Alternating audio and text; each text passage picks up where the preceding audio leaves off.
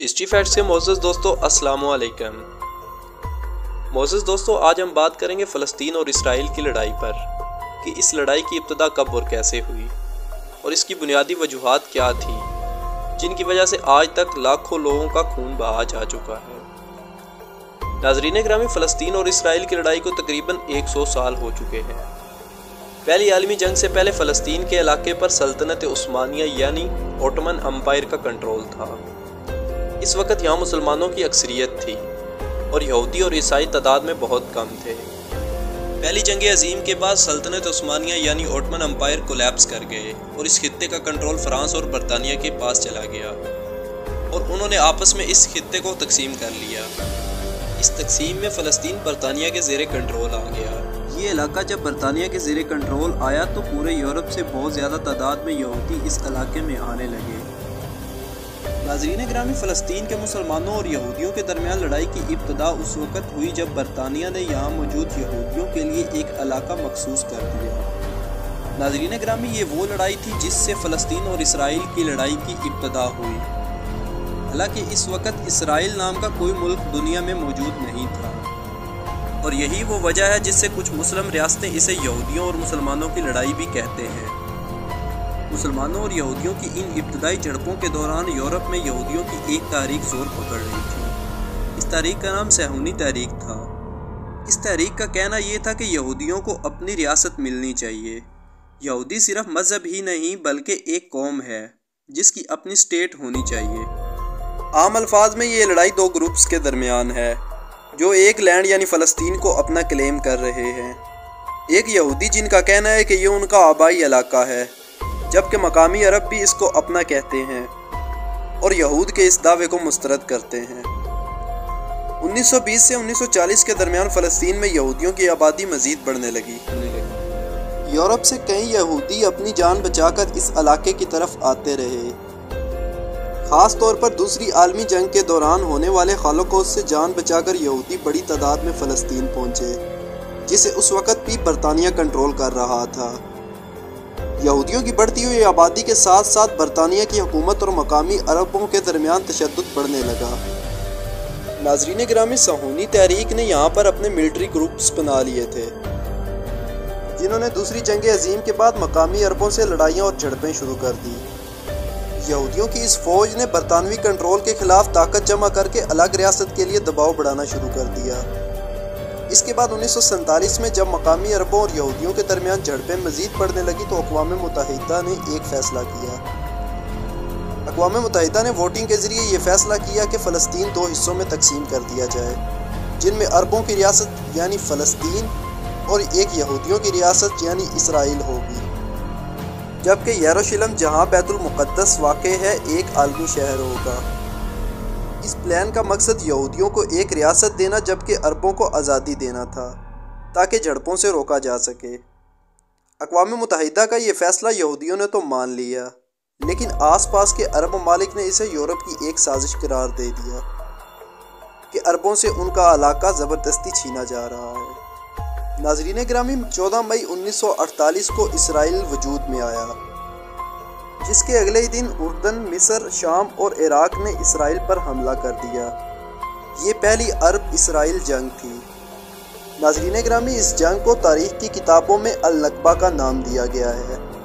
اس جنگ کے باعث 7.5 لاکھ فلسطینیوں کو جان بچانے کے لیے ہمسائے ممالک میں جانا پڑا اور اسرائیلی فوج نے انہیں بے دخل کر دیا۔ یہ جنگ اسرائیل نے جیتی تھی، جبکہ ہمسائے عرب ممالک کو اس میں ہار کا سامنا کرنا پڑا۔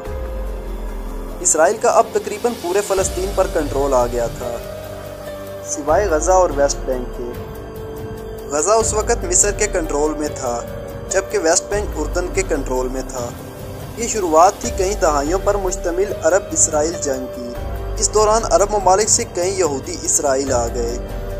اس کے بعد 1967 میں عرب ممالک اور اسرائیل کے درمیان ایک اور جنگ کا آغاز ہوا، جس کے نتیجے میں اسرائیل کے پاس سیریا سے گولان ہائٹس، اردن سے ویسٹ بینک اور مصر سے غزہ اور سینائی کا کنٹرول آ گیا۔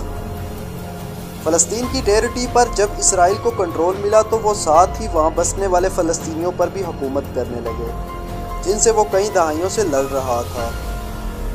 اس کے بعد 1973 میں مصر اور سیریا نے اسرائیل پر اپنے علاقے چھڑوانے کے لیے حملہ کیا۔ اس جنگ کو تاریخ کے اوراق میں یوم کپور کہا جاتا ہے۔ اس جنگ کے 6 سال بعد مصر اور اسرائیل نے آپس میں معاہدہ کر لیا اور سینائی مصر کو واپس لوٹا دیا گیا۔ اس کے کچھ عرصے بعد اردن نے بھی اسرائیل کو تسلیم کر لیا۔ ان علاقوں میں جن میں غزہ اور ویسٹ بینک شامل ہیں ان میں بہت سے فلسطینی اور ان کی نسلیں رہتی ہیں۔ اسرائیل کی جانب سے ان فلسطینیوں کو واپس اپنے آبائی گھروں میں جانے کی اجازت نہیں ہے۔ اسرائیل کا کہنا یہ ہے کہ اگر وہ ایسا کرتا ہے تو اس کی آبادی مزید بڑھ جائے گی، جس سے ان کی یہودی ریاست کے وجود کو خطرے کا سامنا ہوگا۔ اسرائیل اب بھی ویسٹ بینک پر قابض ہے، تاہم اس نے 2005 میں غزہ کی پٹی سے اپنی فوجیں نکال لی تھی۔ اقوام متحدہ آج بھی اس علاقے کو مقبوضہ مانتی ہے۔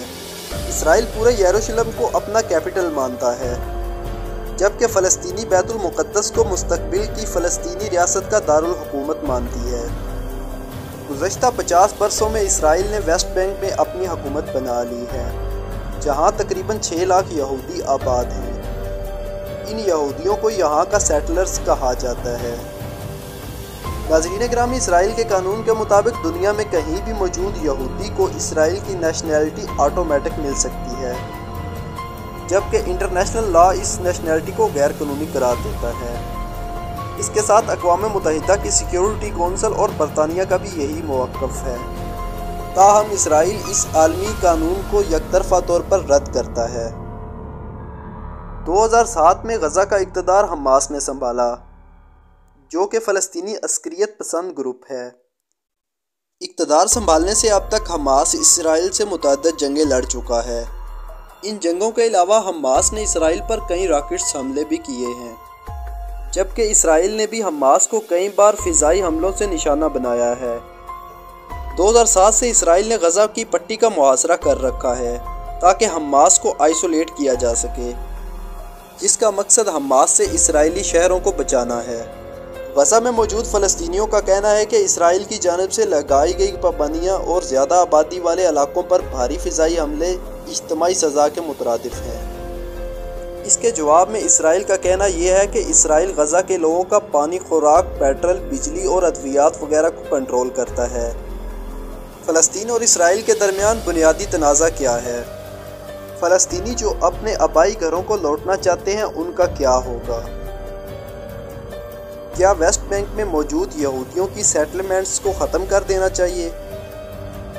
کیا فلسطین اور اسرائیل کو یروشلم شیئر کرنا چاہیے؟ کیا فلسطین کو ریاست بننا چاہیے؟ جبکہ فلسطین اور اسرائیل کے ساتھ ساتھ ویسٹ بینک اور غزہ میں بسنے والے فلسطینیوں کے لیے یہ پرتشدد واقعات معمول بن چکے ہیں۔